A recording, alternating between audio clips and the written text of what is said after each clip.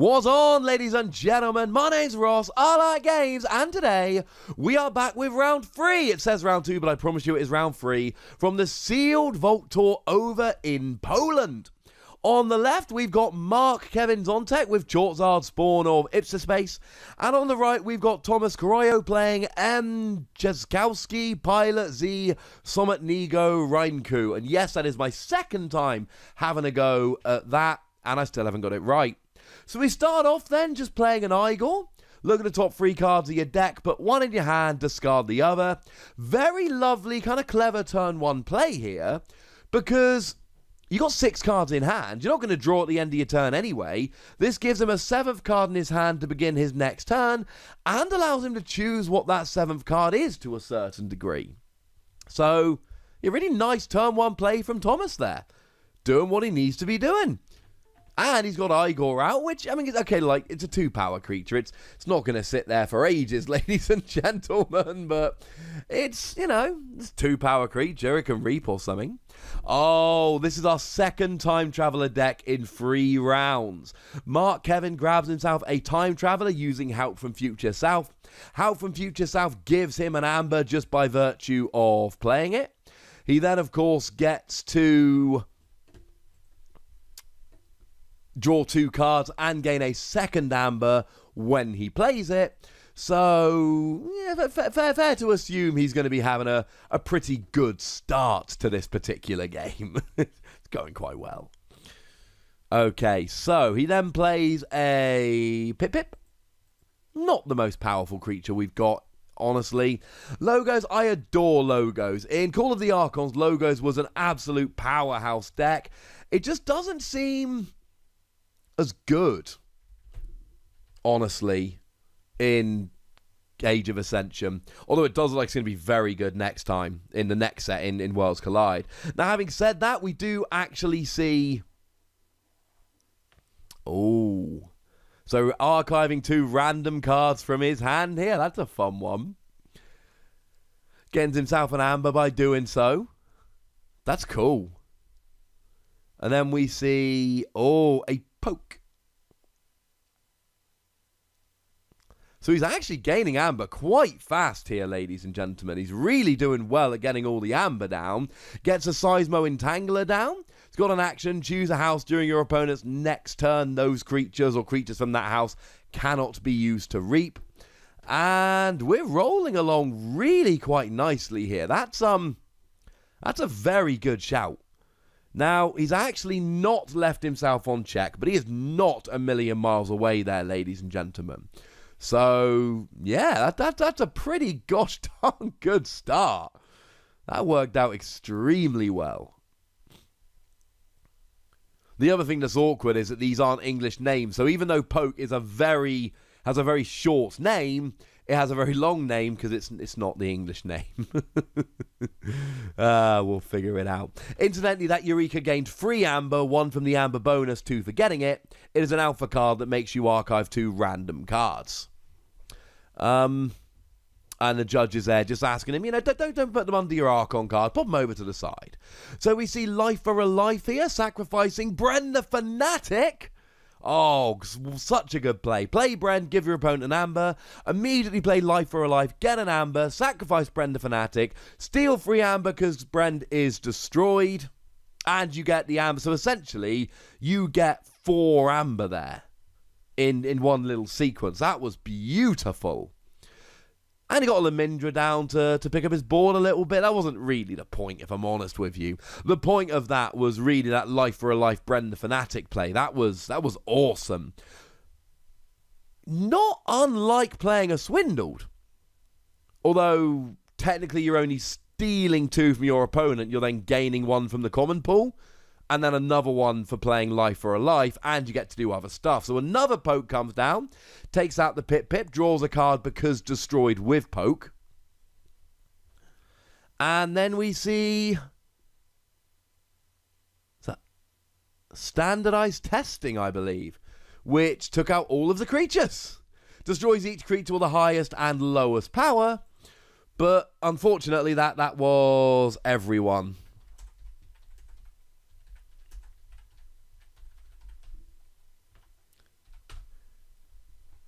So now, what are we doing? Thomas is on the go.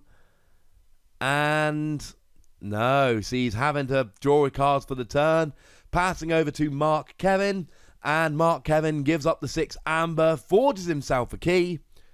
And literally the only thing on the mat is Seismo Entangler. That is the only card in play right now. But he's forged a key, and Thomas isn't on check. Thomas only has 4 amber, so it's not like he's going to be forging a key next turn. It's going to be a bit of a slow one here for a moment, ladies and gentlemen. It's going to be slightly slow. Okay.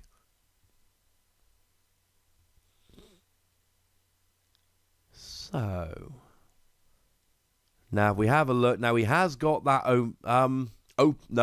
Onyx Knight, there we go. So he's got a couple of, he's got not finished with you yet. Okay, so he is going with this. Goes down for the Onyx Knight, doesn't get rid of anyone. He's got the Lash of Broken Dreams, and he's got not finished with you. Lets him shuffle as many creatures as he likes back into his deck. I assume Time Traveler is going to be one. I assume Brenda the Fanatic is going to be one. Those two jump out as really obvious choices as great creatures that you want in your deck, not in your discard. Also chooses to go Pip. Pip doesn't go for Brand. Okay. Unless Brand isn't in there. Either way, he gets a Time Traveler back. Gets the Pip back. That's I mean, look, Pip isn't some kind of phenomenal game-breaking card. After an enemy creature reaps, you stun it. Now, we've not seen a huge amount of reaping in any of the games so far, but it's one of those, and we've seen it a lot. We saw it with Amber Imp in the previous game. You know, you got Zyzisk Shockworm and all sorts in Mars. There's a lot of stun when you reap cards in Age of Ascension. Pip is just the one of those for logos. Okay, so Hysteria comes down, returns each creature to its opponent's hand. That's not many. Gub comes down. And then we get an Anguish as well. And a Library of the Damned. Oh, okay. Now we're rolling, ladies and gentlemen. Now, the Anguish, that's the one where every damage counter on it means that your opponent's keys cost 1 more amber to forge. So that can be extremely useful. It can, it can really mess up your opponent's plans, that one. And as you look through the hand now, it is a Sanctum. Is that 6 Sanctum cards in hand for Thomas? That looks a lot like he's got 6 Sanctum cards in hand, so probably fair to assume he's going to be choosing Sanctum next turn. I think that makes sense. If he wants to do anything, he's going to be choosing Sanctum next turn. Oh, nice. Okay.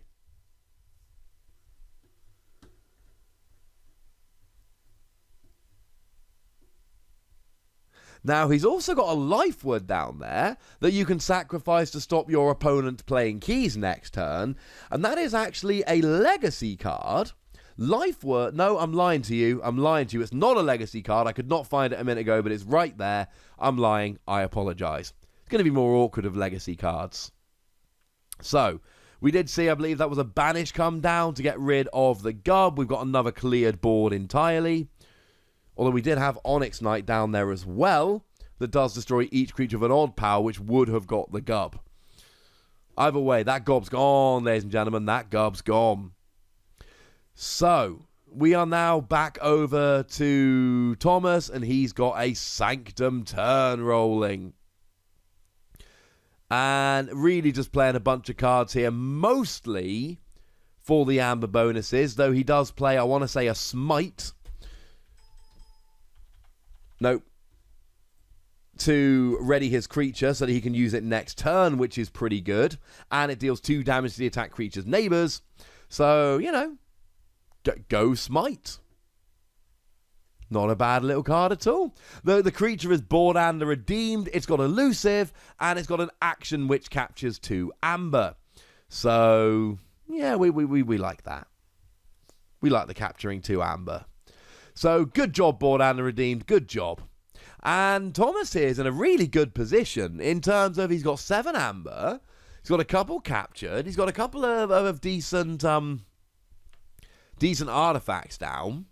The one thing that does worry me slightly is he is behind. And there we go, Lash of Broken Dreams. So now Thomas's keys cost 9.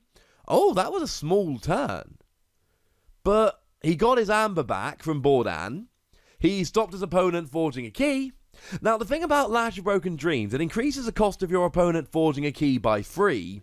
It doesn't stop them forging a key. They can still forge a key. The difference is they've got to pay 9. So he's still got the same amount of amber he did. It's not like if you played Swindle to take away 3 of their amber. But it means they don't forge for now. And if they do forge the Lash out, it's going to be, they're going to lose, 50% more amber to do so. So we do see Anguish coming down. We see Onyx Knight coming down. We see Tesmol coming down. We've seen Tesmol a lot on the stream so far in the first few rounds. We've not actually seen it get used at all. But, maybe one day. It's a one whereby when you reap, you get to denote a house that your opponent's not allowed to use next turn. Incidentally, it is limited to 2 per deck. The algorithm stops you getting 3 in a deck for that exact reason. It would be, it would be broken, ladies and gentlemen. It would be unfair. Which I don't think anyone can really complain about. Because otherwise, if you got 3 Tesmol down, you could just lock your opponent out of having a house. Although I'm sure we had this ruled, and it basically said that if you cannot choose any house, then the rules essentially go and say, no, actually, you can choose any house. So we got an Archimedes down, we got a Helper Bot, which lets you play a card out of house. He chooses Brenda Fanatic. So that goes down, which might be why it wasn't in discard a minute ago, because it was already in his hand. And he's going to want to destroy that as soon as possible. Oh, speaking of which, Neutron Shark,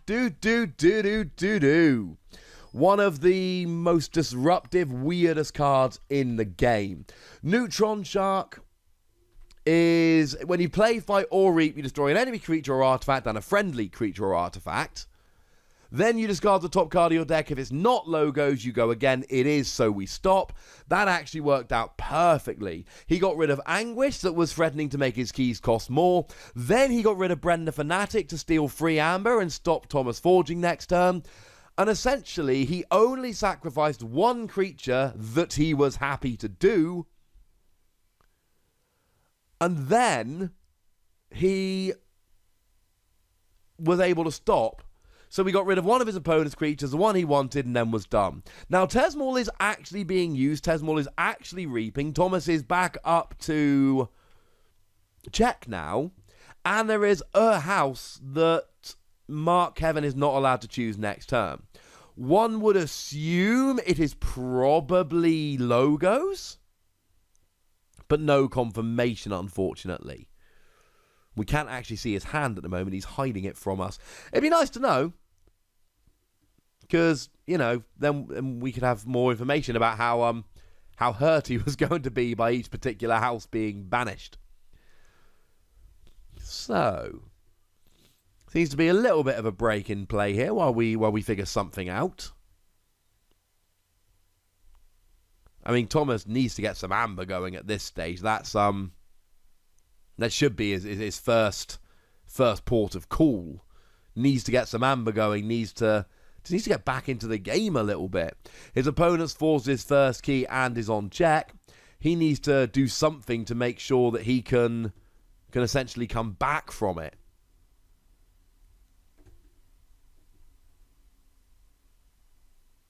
Okay, so that is a misery exploit, I believe. No, that's not misery exploit. I'm lying to you. Ignore me. Ignore me. That is not a misery exploit. It is a pain reaction. Gives you 1 amber, you deal 2 damage to a creature. If it destroys that creature, you deal 2 damage to each of the creature's neighbors. And I think what they're trying to work out here is, well, if I choose Archimedes, do I then get to archive Neutron Shark and Helper Bot? Because while Archimedes is there, its neighbors gain destroyed, archive this creature. But if you play Pain Reaction to destroy the Archimedes, does that mean the Archimedes is no longer there when the other 2 get destroyed? Because it says deal 2 damage to enemy creature. If it's destroyed, then you deal 2 damage to each of the neighbors. I would assume this wouldn't let you archive, because essentially you destroy Archimedes and then you go, oh, now that he's been destroyed, we can deal 2 damage to each of the neighbors, but at that point, Archimedes is no longer there. I believe that is the case, ladies and gentlemen. The question is whether the damage is done simultaneously, but this isn't... The issue is, this isn't like throwing stars where the damage is done simultaneously. This isn't really simultaneous damage. It deals 2 damage to one creature and then 2 damage to each of the creature's neighbors. It's not actually simultaneous. We'll see in a minute how they rule it. Clearly, it's such an awkward decision that it's taken more than a minute to figure out. But a lot of people here, and I checked the chat, a lot of people are saying, oh, simultaneous damage, simultaneous damage. Well, it's not simultaneous damage. Nope, has been ruled that they could be archived. So apparently it is simultaneous damage. I disagree, frankly. But I'm not at the table, I'm not ruling. Shula comes down, steals an amber. We then have Library of the Damned. And now that just lets you archive one of your cards. Great for building up a cool archive. And Thomas has actually got enough amber here to forge a key and a half at this stage. That's quite a lot. So, draws into his Igor and a couple of other cards. So he ends his turn with a decent battle line. Now there is one house that Mark Kevin is not allowed to choose this turn. We don't know what it is. What we need for stream, we need some little cards, and like chain trackers or whatever, with the houses on, so that when someone plays a Control the Weak to force you into a house, you can say what it is. Or when someone uses a Tesmore to force you out of a house, you can see which one it is. Now, there's a too much to protect in Mark Kevin's hand, so let's hope that Thomas went Shadows. And Thomas, if he knew that he was able to clear the board, which he should have known because he had the pain reaction, he should have gone Shadows, because then he should be able to forge a key. Out of Dis, Logos, and Shadows, and you do not, in a sealed tournament, you do not get to look at your opponent's Archon card before the game. You are not allowed to look at your opponent's Archon card during the game. Okay, so... oh, that's so harsh. That is so harsh. Because Halperbot went into the archives, he picked up his archive and then used Halperbot to play the Too Much to Protect. He wasn't allowed to play, I assume, because he was locked out of Shadows, I assume. That's wonderful. Now he plays another Halperbot. Has he got another stealing card in hand? That's harsh. Thomas did everything right there. Thomas did everything right. He got a bunch of amber, and oh, there goes Bren the Fanatic. Now, this puts Thomas up to 7, but hopefully he's got a way to destroy Bren the Fanatic. Oh, it's here again. Neutron Shark. The Bren the Fanatic Neutron Shark combo is rolling. Bearing in mind, he's got to play Halperbot in order to do it. That's pretty impressive. That he's got it done twice already before he's even forged a second key. He gets rid of Tesmol. He gets rid of his own card. I mean, yeah, it's just... now, is that a Logos card? No, so he's got to do it again. So he's losing all of his creatures here. So all the creatures are gone. Is this a Logos card? It's not, so he's got to go do it again. Getting rid of the Neutron Shark.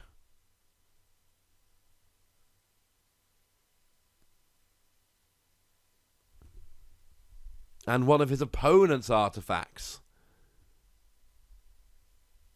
Ooh, which one's he going to go for? I mean, he's seen his opponent use Library of Babel multiple times to archive stuff and gain a bit of an advantage. Seismo Entangler can stop him reaping. But Library of Babel has been very good to Thomas so far this game. Either way, a decision does need to be made.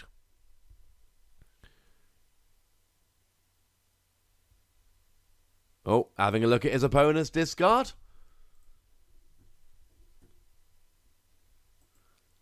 Okay. Now, of course, the Archimedes ruling has now become huge. Because if it wasn't for the archived Archimedes, the archived helper bot, he wouldn't be able to play the too much to protect, and his opponent would be forging. Oh, no, he'd still have Bren the Fanatic. So, because Bren got rid of free and too much to protect got rid of free. So I think that's a huge ruling. And I know, like, things like Unlocked Gateway, it's easy. Simultaneous damage, they get archived. That's fine. No issue there. My issue with the pain reaction ruling is that it's not simultaneous damage. It is 2 damage to Archimedes if it's destroyed. Deal 2 damage to a couple of others. Well, how can you deal 2 damage with Archimedes on the board when you only get the extra damage if Archimedes is destroyed? And that's essentially what we're saying here. We're saying, well, the other 2 creatures are dealt damage with Archimedes still out, but I don't see how that can be the case when you only get the extra damage if Archimedes is destroyed. I don't see how logically that can work. I'm afraid, and again, I could be wrong. There is absolutely every chance I'm wrong. I'm not perfect on every ruling, not a qualified judge.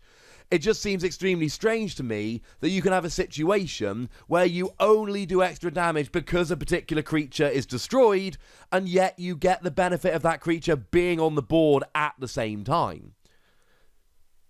I know that with simultaneous damage, that's the ruling, and I'm fine with that, but I don't see pain reaction as simultaneous damage. Sorry, ladies and gentlemen. Anyway, that's all by the by. So, Thomas here, he's got 4 amber and no keys. Mark Kevin has got, crikey, 12 amber? And has already forged a key. I mean, Mark Kevin has actually got enough amber to forge his next 2 keys, which is pretty spectacular.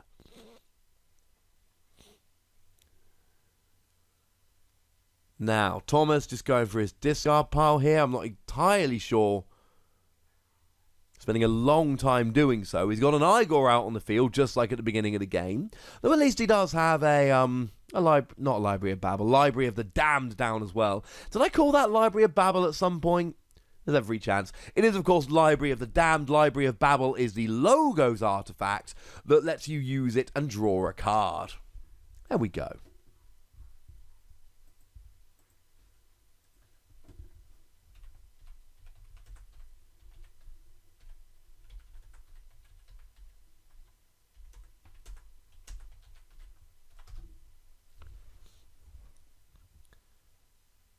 So I believe... Is there a ruling we're waiting on here?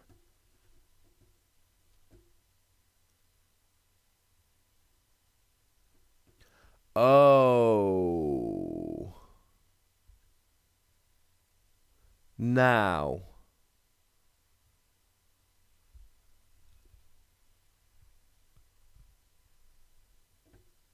I think... Now, what people are saying in the chat is that they believe that it was actually Logos that was called with Tesmal, and then Mark Kevin played an entire turn with Logos with Tesmal's effect. That's what people are saying. That this is why we need... I was saying about needing the counters. This is why we need it.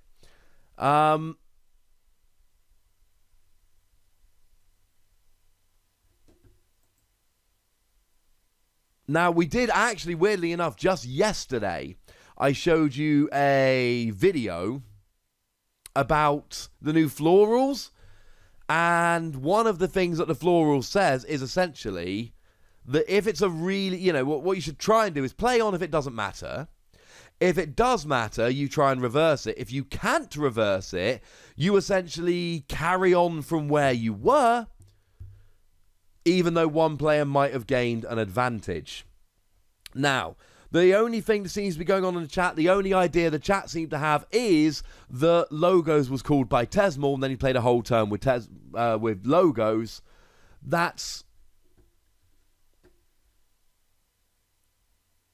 Okay, so more people in the chat are now saying that's what's going on. I believe that is the case here, that essentially an entire turn, and a big turn, was played out with logos. Bearing in mind, we had the double Halperbot with Too Much to Protect and Brenda Fanatic. Then we had the Neutron Shark getting rid of everything. It basically board wiped while stealing a bunch of amber. Now, what the floor rules say, and like I say, I made a video about this just yesterday, please do go and check it out, but the floor rules specifically say, if it takes more than 5 minutes to make a ruling, then it shouldn't be reversed, and that it should, escalate into a harder ruling. And I think that seems to be what's going on here with these players. It's certainly, I haven't seen anything else that would lead me to what we've seen. I haven't seen anything else that would lead me to, for this longer ruling to be made. And certainly the chat seems to be quite sure about the fact that it was a Logos turn played under Tesmal.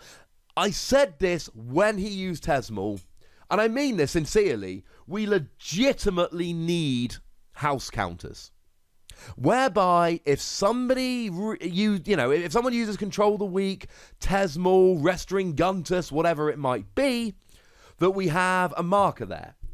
Now, if you're playing a game just you and your mate, then that's fine. But certainly for people watching the stream, we can see how much amber there is. We can see how many keys have been forged. We cannot see which house has been chosen with Tesmal, or Control the Weak, or Restringuntus. Now, Control the Weak, we can generally get it from context, but it's not exactly the easiest thing ever. So, yeah. Seems to be that an entire turn was played out with logos, and, like I say, with the double Halperbot, Too Much to Protect, Brenda Fanatic, Neutron Shark, it looks like we are just carrying on with the game. Professor Sutkin's come down. Osmo Martianologist has come down. And it looks like we're just carrying on with the game from where it was. If that was what happened, then one player has just got a phenomenal advantage out of it. And there we go, forging the second key, but already on check. He's already got 6 amber. So honestly, the best thing he can do now, his opponent not on check and having not forged a key yet, is just, in any way that he can, gain as much amber as he can. That should be his goal right now. His goal should be do whatever he can to gain any amber. He can afford to let his opponent get a little bit ahead, because he's not going to get ahead. He's only going to get ahead of where he is now. He's not going to get ahead of himself. So if he's got, one house with 2 or 3 amber bonus, just play that. Force his opponent to have to react. Now, there is a slight issue there with Professor Sutterkin, because Professor Sutterkin, when it reaps, draws 1 card for each other friendly Logos creature, not friendly ready Logos creature. Now, I don't think he's actually got any in his hand, but Sutterkin can reap and get 3 amber at this stage. So we do see a card there played for the amber bonus, and honestly, what I would love to see from Mark Kevin here is just a bit more of that. No, it looks like... Was that his entire turn?